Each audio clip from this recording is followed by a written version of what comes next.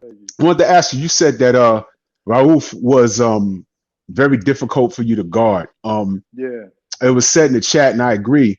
They said Rauf was Steph Curry before Steph Curry was Steph Curry. Would you agree with that? Oh yeah, yeah, man. I mean, you know, and Mahmoud and I, we real good friends to this day. Mhm. But the first time I played against him, it was at LSU, and you know, we had heard about him and everything, but we went down there. We were a powerhouse in 1989. You know, we blew him out by 27. But the first play of the game, Mahmoud come down. He had the basketball, and I'm guarding him. So all of a sudden, the crowd started cheering. And I'm like looking around. I'm like, what they cheering for? He had already scored, and he was running back down the other end of the court. Oh shoot! That's What? the thing is, and I said this. I posted this the other day that his offense. You know how Manny Pacquiao punch from different angles, and you can't see his punches coming. Yeah, yeah. That's what his offense is like. You can't see it coming.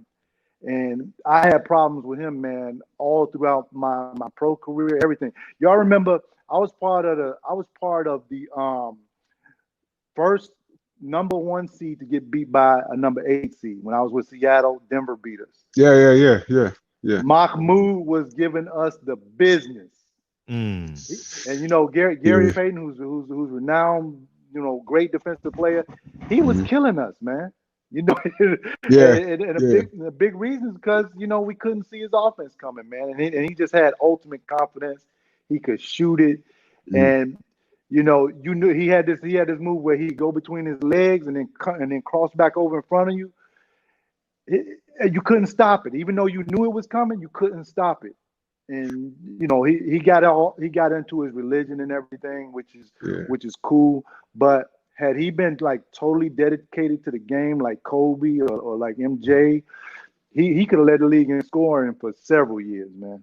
Really? How did you wow. How did you guys handle how the league handled him with the Pledge of Allegiance or whatever the fuck? You know, that was like really fucked up, man.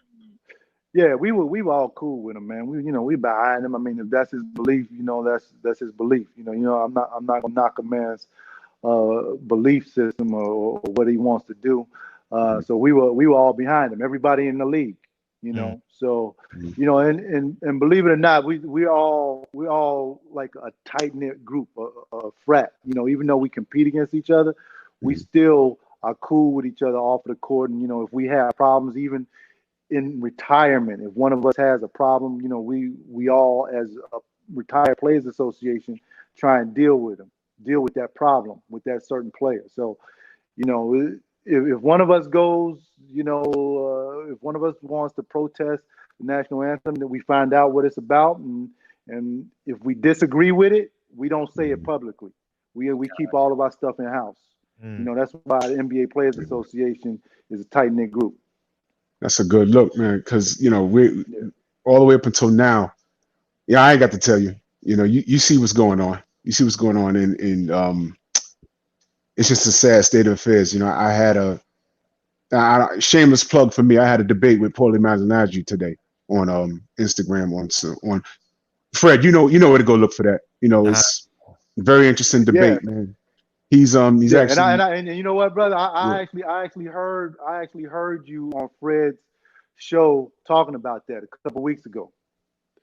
You were sitting on your balcony or something like that. I think. Oh yeah. I listen. Yeah, I listen to you. Yeah. Yeah, I get very emotional sometimes, and you know, I don't. Bottom line, just to touch on Paulie for a second, he has no idea. Fred, you're gonna read something he says, and you're gonna like just make sure you don't throw your phone across the room. Black, right? Man, listen.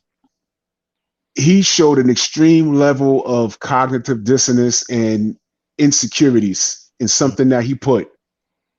And did you know Paulie's Sicilian? He's not even Italian. He's Sicilian. So put two and two together. That's why he's angry, because he got a little nigga in him. So that's why he's mad. Yeah. He makes a statement that made I said, "Oh shit," you know. So I screenshot it before, because you know he likes to delete shit. So I screenshot it. But it, you know, it's very important that we address things like this. But I don't want to give Paulie too much shine on this. This ain't the Paulie show. Fuck him for a minute. You're into boxing, and I didn't know that until I went to your Instagram. Oh, and okay. I always said that when American boxing went on like a bit of a low, because Lennox Lewis was running things, and then the Klitschko's was on the come up, and I got so much love and respect for Chris Bird, but he wasn't a real heavyweight. You dig what I'm saying? I always said that our future American heavyweight champion was probably running around in the NBA. You know what I mean? And people would look at me like I'm crazy. And I said, yo, look, those brothers are on average 6'5", 6'6", over 200 pounds, easy. And I always, I think I said it on your page, I always felt, you guys, basketball players, the cardio's already there.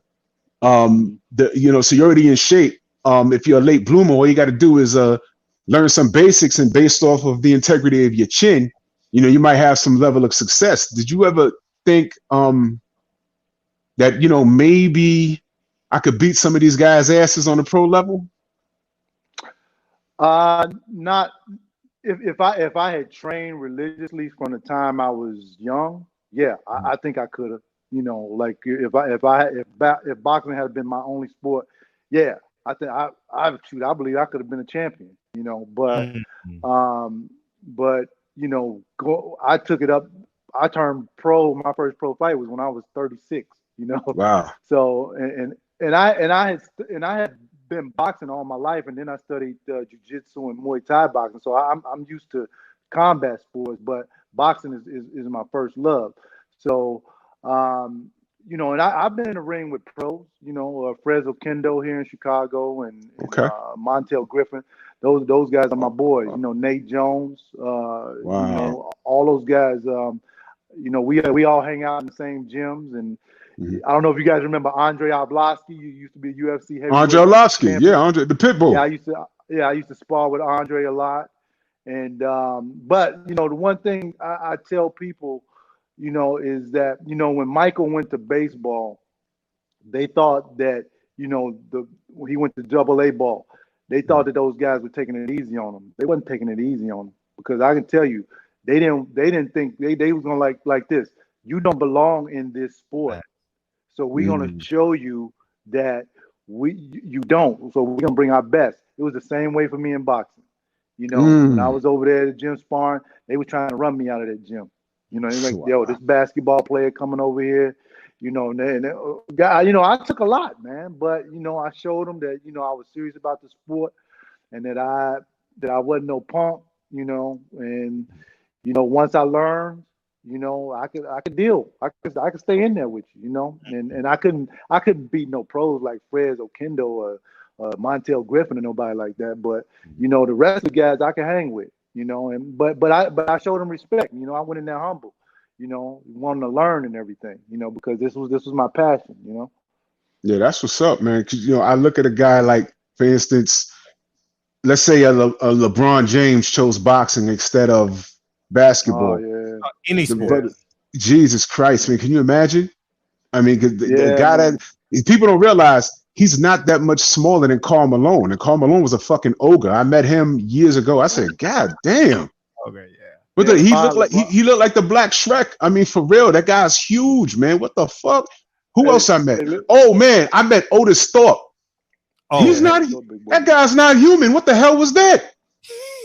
That shit was crazy. I said, what's wrong with him? I mean, Kevin Willis, right? Mm-hmm. Yo, man, you guys, you never know.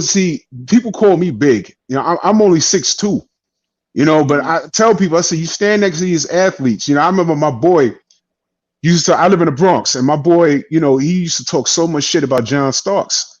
And one day we was down in Manhattan, boom, by the garden. Who we see walking up the block? John Starks. Walks right past us, and I look at my boy. I said, "Oh shit, he looks small on TV. He's 6'5", man." My boy's only like my boy's only like 5'9". I said, "See, I told you, man, these guys are big, man. Stop." You know what I'm saying? You know what I'm saying? John Stockton is what, 6'2", right? Yeah, 6'2". Yeah, he's my height. He's the smallest guy on my TV. He's fucking my height. That's crazy. So I said, I'm not really that big. I'm from New York. I ran into Anthony Mason. Forget it, man.